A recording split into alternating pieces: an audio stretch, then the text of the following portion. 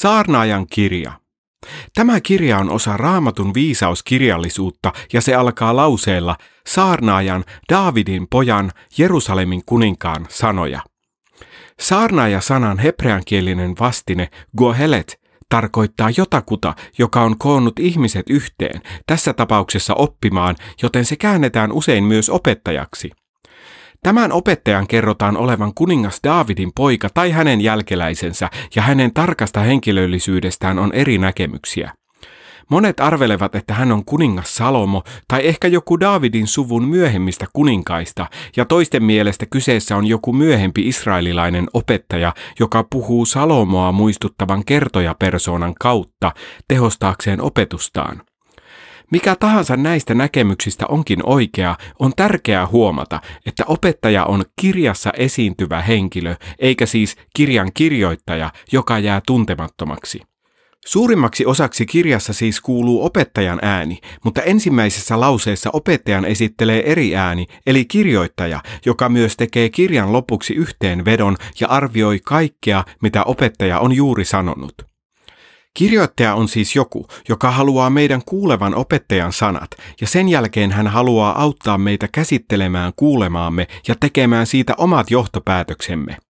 Mitä opettajalla sitten on sanottavanaan? No, kirjoittaja summaa opettajan perussanoman kirjan alussa ja lopussa, ja se kuuluu näin. Hevel, hevel. Kaikki on täysin hevel. Suomenkielisissä raamatuissa sana hevel käännetään turhuudeksi, mutta se ei oikein tavoita ajatuksen ydintä. Hebrean sana hevel tarkoittaa henkäystä tai usvaa, ja opettaja käyttää tätä sanaa kirjassa 38 kertaa vertauskuvana siitä, millaista elämä on. Ensinnäkin väliaikaista tai katoavaista kuin savukiehkura. Toiseksi, elämä on myös arvoitus tai paradoksi. Niin kuin savu, se näyttää kiinteältä, mutta kun siihen tarttuu, ei käteen jää mitään. Maailmassa on paljon kauneutta ja hyvyyttä, mutta juuri kun siitä nauttii, tragedia iskee ja näyttää vievän kaiken mennessään. Ja meillä kaikilla on vahva oikeustaju, mutta hyville ihmisille tapahtuu koko ajan pahoja asioita, joten elämä on jatkuvasti ennustamatonta ja epävakaata. Tai niin kuin opettaja sitä kuvaa, tuulen tavoittelua. Hevel. Melko masentavaa. Miksi hän sitten sanoo näin? Kirjoittajan perustavoitteena on kiinnittää huomiota kaikkiin niihin eri tapoihin, joilla etsimme elämäämme merkitystä ja tarkoitusta muualta kuin Jumalasta, ja hän antaa opettajan kuvailla niitä tarkemmin. Kirjoittajan mielestä suurin osa ajastamme kuluu siihen, että käytämme henkisiä ja fyysisiä voimavarojamme kaikkeen sellaiseen, millä ei viime kädessä ole pysyvää merkitystä tai tarkoitusta, ja hän antaa opettajan kertoa meille, miten asiat oikeasti ovat. Tämän huomaa selkeimmin ensimmäisestä ja viimeisestä runosta, joissa käsitellään ensimmäisenä aikaa ja sitten kuolemaa.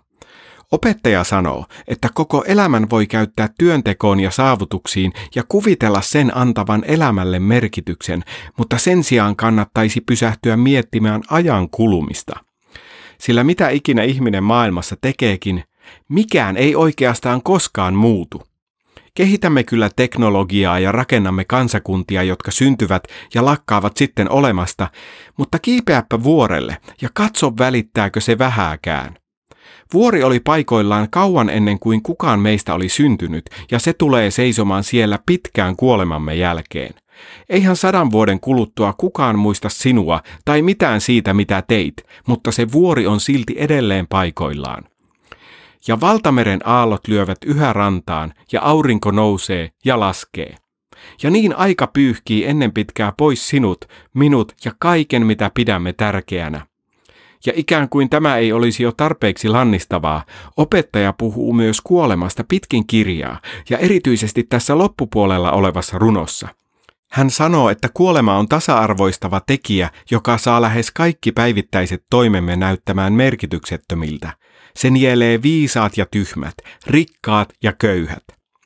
Missä ikinä oletkin ja mitä ikinä oletkin tehnyt, hyvää tai pahaa, me kaikki kuolemme, eikä siitä pääse mihinkään. Opettaja pohtii näiden kahden ajatuksen pohjalta kaikkia niitä toimia ja turhia toiveita, joihin käytämme aikaamme, kun etsimme elämällemme merkitystä ja tarkoitusta. Sellaisia kuin omaisuus, ura, sosiaalinen asema tai mielihyvä. Luuletko, että kova työnteko tekee elämästä elämisen arvoista? Mietipä sen aiheuttamaa stressiä ja hintaa, jonka joudut siitä maksamaan. Kaikkea sitä ahdistusta ja unettomia öitä. Ja sitten kun olet vihdoin ehtinyt kartuttaa varallisuutta, olet liian vanha nauttiaksesi siitä. Ja sitten kun sinun on jätettävä se kaikki jollekulle toiselle, ei hän välttämättä edes välitä aikaansaannoksistasi. Tai ehkä ajattelet, että mielihyvä tekee elämästä elämisen arvoista sinulle. Ei muuta kuin kokeilemaan. Elä lomiasi varten, elä viikonlopun juhlia varten, kohta on taas maanantai. Hevel, hevel. Kaikki on täysin hevel. Miten opettajan mielestä sitten pitäisi toimia? Pitäisikö meidän ryhtyä täysiverisiksi hedonisteiksi tai relativisteiksi? Ei, sekin olisi hevel. Opettaja uskoo sananlaskujen ajatuksiin siitä, että elämään, jota eletään viisaasti ja Herran pelossa, liittyy todellisia etuja. Kokonaisuudessaan tällä tavalla eletystä elämästä tulee todennäköisesti parempaa, mutta ongelma on se, että myös eläminen viisaasti ja Herran pelossa on hevel, koska sekään ei takaa hyvää elämää. Hyvät ihmiset kuolevat traagisesti ja kamalat elävät pitkään ja menestyvät. Poikkeuksia on kertakaikkiaan liikaa, joten viisauskin on hevel. Ei siis turhuutta, mutta arvoitus. Viisaus ei aina toimi niin kuin sen luulisi toimivan. Miten sitten tulisi toimia keskellä tätä kaikkea, joka on niin hevel? Tässä opettaja löytää, paradoksaalisesti, vastauksen siihen, kuinka elämästä tämän auringon alla voi aidosti nauttia. Se on hevelin hyväksymistä. Se on sen hyväksymistä, että kaikki elämässä on täysin oman hallintavallan ja kontrollin ulottumattomissa. Opettaja puhuu monologinsa synkimmissä kohdissa noin 6 eri yhteydessä Jumalan lahjasta, eli siitä, että kuinka nautintoa tuovat yksinkertaiset hyvät asiat, kuten ystävyys tai perhe, hyvä ateria tai aurinkoinen päivä. Näitä asioita ei voi hallita. Niistä ei todellakaan ole mitään takeita, mutta juuri siinä on niiden kauneus. Kun omaksun täydellisen luottavaisen asenteen Jumalaa kohtaan, vapauttaa se minut nauttimaan elämästäni sellaisena kuin sen koen, vaikkei se olisi sellaista kuin sen pitäisi mielestäni olla. Sillä myös odotukseni siitä, mitä elämän pitäisi olla, ovat pohjimmiltaan hevel. Hevel. Kaikki auringon alla on täysin hevel. Ja niin opettaja päättää puheensa.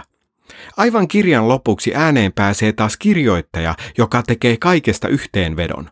Hän sanoo, että meidän on tärkeää painaa opettajan sanat mieleemme.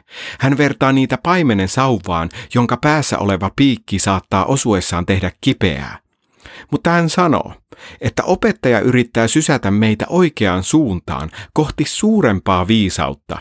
Sitten kirjoittaja varoittaa meitä siitä, että opettajan sanat voi ottaa liiankin tosissaan, niin että hautautuu loppuelämäkseen kirjoihin ja yrittää näin löytää vastaukset elämän eksistentiaalisiin arvoituksiin. Älä yritä, hän sanoo, et tule onnistumaan siinä. Sen sijaan kirjoittaja tekee oman johtopäätöksensä, joka on tämä. Pelkää Jumalaa ja pidä hänen käskynsä. Tämä koskee jokaista ihmistä. Jumala vaatii tuomiolle kaikista salatuistakin teoista, niin hyvistä kuin pahoista. Kirjoittajan mukaan on hyvä antaa opettajan haastaa turhat toiveet ja muistuttaa siitä, että aika ja kuolema tekevät suurimmasta osasta elämää täysin hallitsematonta. Todellisen merkityksen elämälle antaa toivo Jumalan tuomiosta.